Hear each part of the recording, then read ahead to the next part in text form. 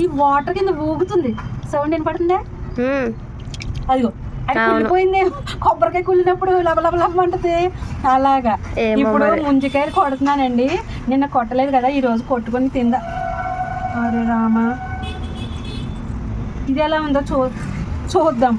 బరువు అయితే ఉంది. అయ్యో స్మెల్ పైన మట్టిదై ఉంటుంది, నువ్వు కట్ చేయి. కాదు ఏమో మరి, మనకు తెలియనప్పుడు ఎందుకంత తెలియనప్పుడు ఆ స్మెల్ అయితే తట్టుకోలేము మనం, చాలా కష్టం. జాగ్రత్త. ఓకే, కట్ చేసాక చూపిద్దాం.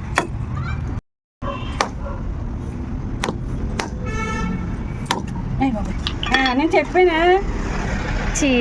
మరి, నేను చీజ్ స్మెల్ చూసంటే కొట్టు ఉంది పెద్ద. ఇవన్నీ ఊగిపోతుంది. ఇంతకీ నేను ఇవి వేసినాయి అన్నమాట. ఇవన్నీ ఖాళీ పూలలో అయిపోయింది, ఖాళీ పూలు అసలు ఏమీ లేవు.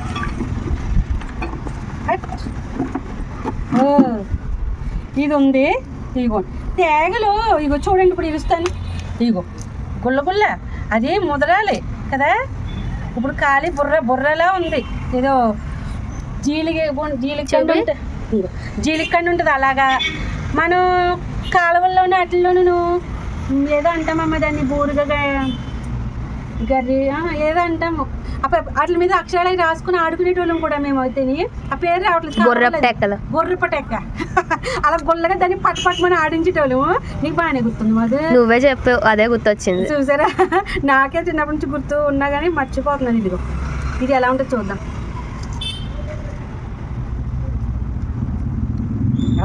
చేదుంది ఇప్పుడు, ఇదిగో ముదరాలి. ఇదిగో చందమామ చూసారా, చందమామ ఇది కాల్చిన వేస్ట్. ఇదిగో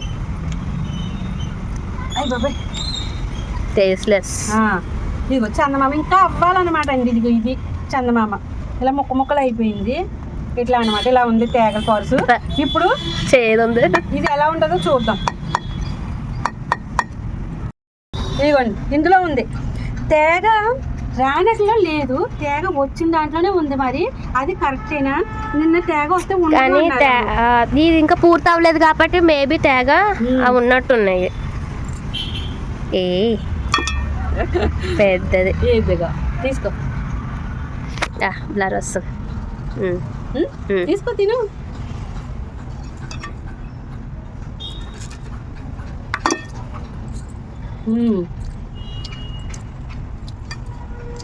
కొట్టడానికి అయ్యి కష్టం అయినా కానీ ఇలాంటివి కొట్టి తినడానికి చాలా సరదాగా